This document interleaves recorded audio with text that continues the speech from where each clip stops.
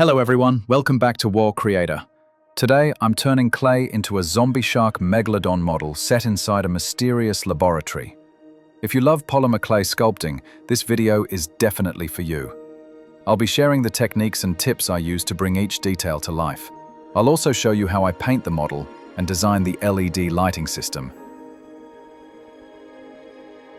This time, I'm reimagining miniature art with a giant containment tank inside the lab where the Zombie Megalodon is kept, and finishing it off with a stunning epoxy resin effect. I believe this video will spark your creativity and give you useful knowledge for your own projects. To begin the journey of sculpting the Zombie Megalodon, I start by building a strong steel armature wrapped with a bit of aluminum foil to form the basic body shape before adding the clay. Then, I roll out a thin layer of polymer clay and wrap it over the entire frame. To smooth it out evenly, I use a simple stainless steel chopstick, rolling it gently to create the natural curves of the body I want. Since I want the entire body of the shark to glow from within, I attach a strip of LED lights running along its core. Next, I cover the whole structure with super sculpty polymer clay. This material allows me to carve every tiny detail with precision.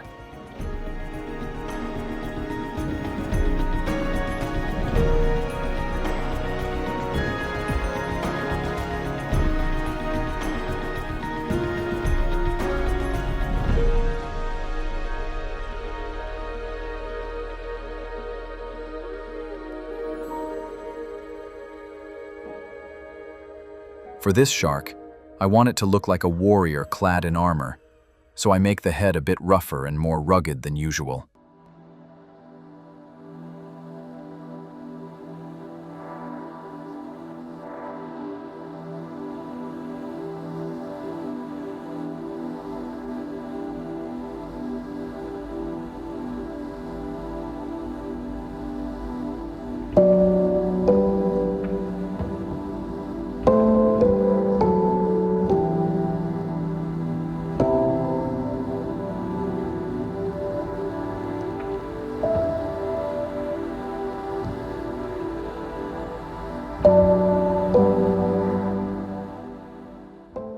I prepare several sharp teeth in advance, then attach the upper jaw first, while keeping the lower jaw separate to connect later.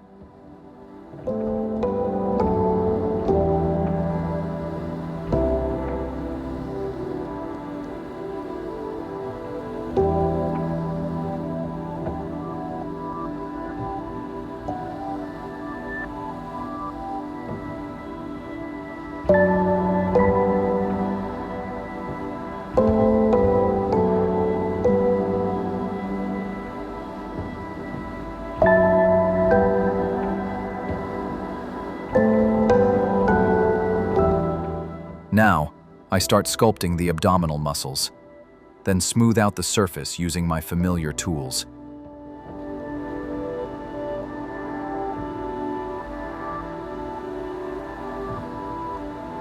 I add a large piece of armor on top of the head, and I think it's already starting to look pretty intimidating.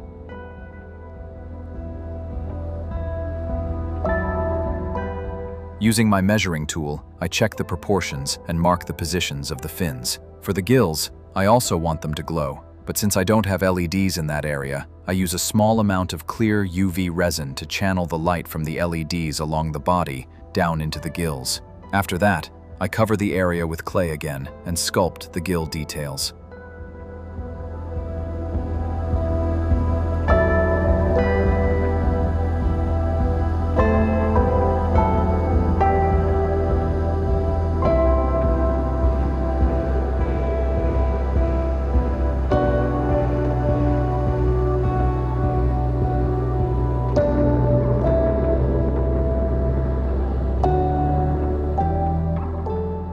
Finally, I use a bit of Zippo lighter fluid to clean off the leftover clay dust and smooth everything out.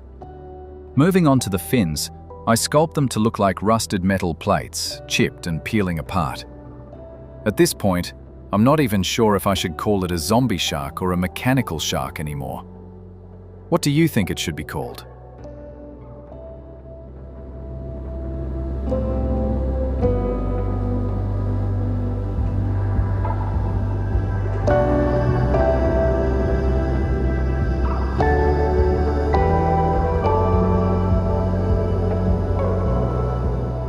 Along the underside leading to the tail, I sculpt exposed muscle fibers with no outer skin, so you can see the veins glowing from within, like the glowing windows of a submarine deep beneath the ocean.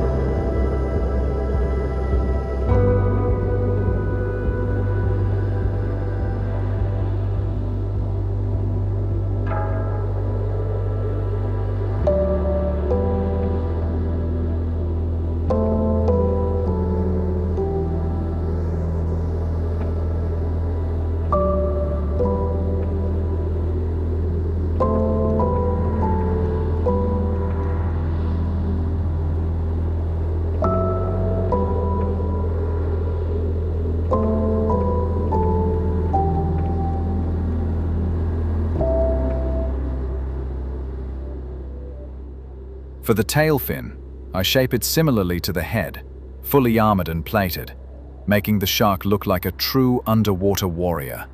If it were you, what name would you give this creature? Let me know what you think.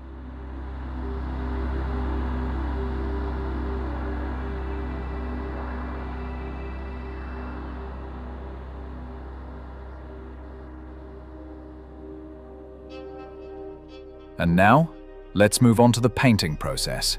I start with a white primer coat, and I usually use Mr. Hobby Paint because it has excellent coverage and adhesion. For the underbelly and jaws, I apply a soft pinkish-orange tone as the base.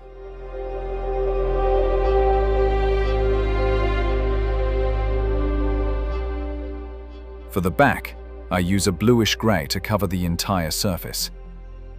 After airbrushing to create a smooth base layer, I switch to a brush for the smaller details.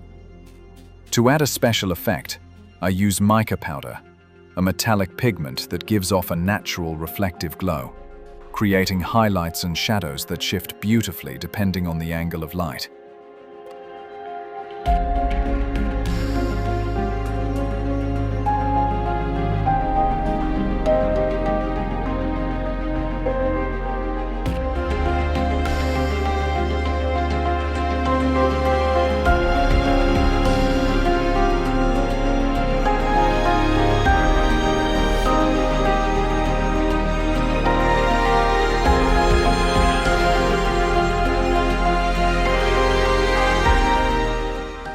And now, let's take a look back at the final result of everything we've created together.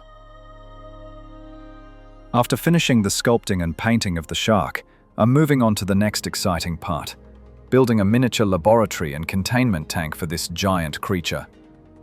The main material I'm using is Foamex, also known as Format or PVC foam.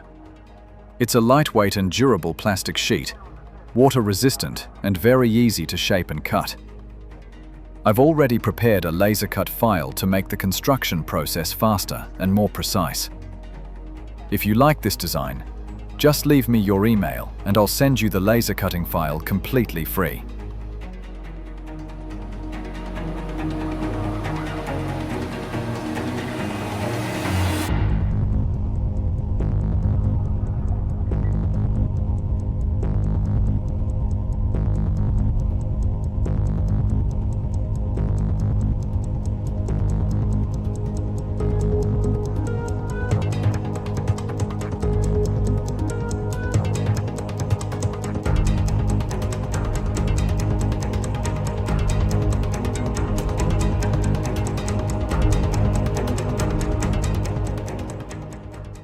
Here are the tank components. I'll start by assembling the structure, then install LED strips to create that glowing sci-fi laboratory atmosphere.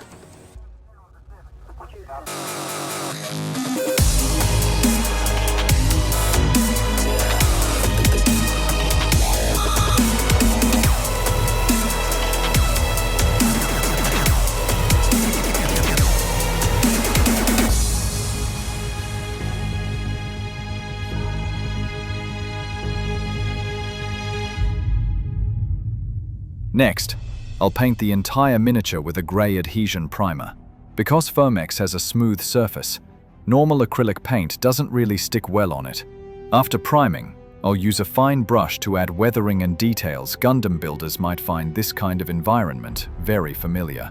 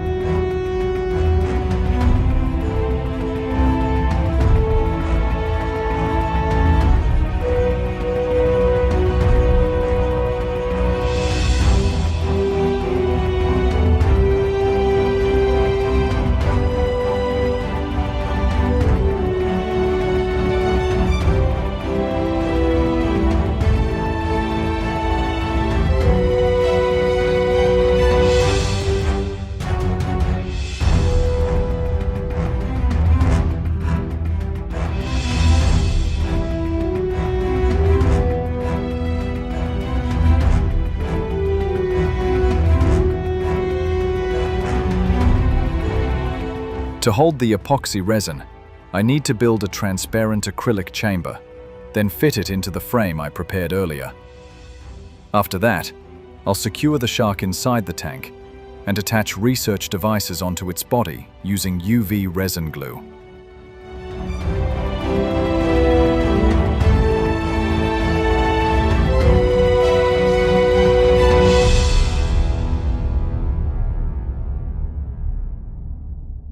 Now comes the most exciting part, pouring the epoxy resin. Before pouring, I have to calculate the tank's volume to know exactly how much resin I'll need. Since I'll pour it in multiple layers, uneven color can easily cause layer separation.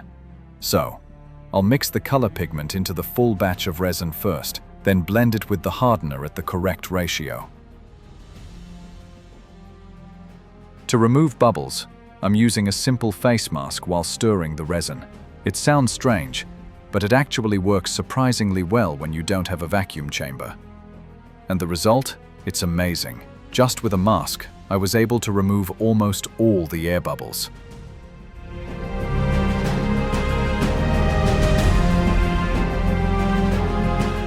Now I'll continue pouring the remaining resin layers until the shark is completely submerged in crystal clear resin.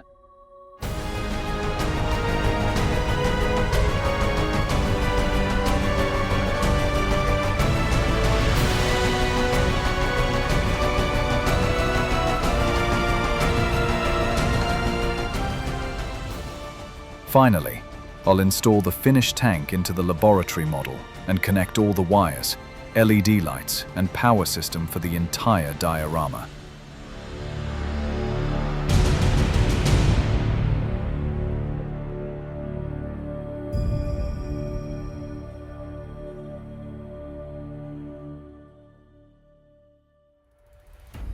And of course, no laboratory is complete without scientists. I've prepared some miniature scientist figures, and now it's just about arranging them naturally, as if they're truly studying this giant creature.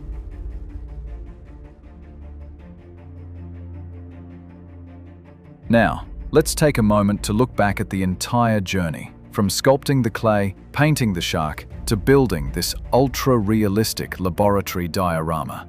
I hope this video can spark your creativity and maybe share a few useful tips to make your own projects easier and faster.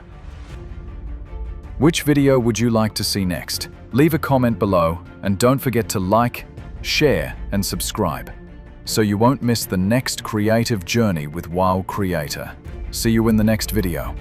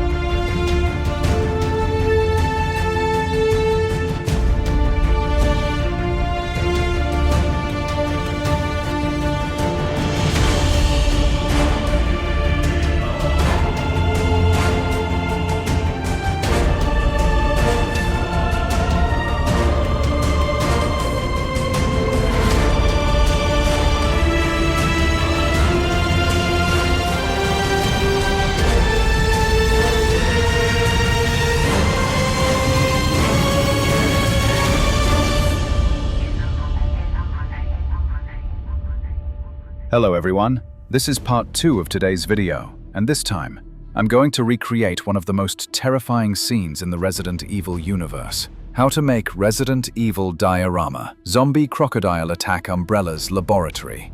The secret laboratory of the Umbrella Corporation is where experiments went far beyond human limits and eventually gave birth to horrifying creatures. The main focus of this diorama is a massive crocodile living deep in the sewers of Raccoon City. It's been infected by the T-virus, mutated, and now it's breaking into Umbrella's underground facility. Inside the lab, Leon and Valentine are holding their ground, trying to buy time for Violet to escape through the lower levels. But none of them know that waiting below is something far more dangerous than the undead above. How will this battle end? Let's find out together in this video. If you enjoy this kind of content, don't forget to leave a comment and tell me which Resident Evil scene you want to see next. Enjoy the video, and I'll see you again in the next episode of WoW Creator.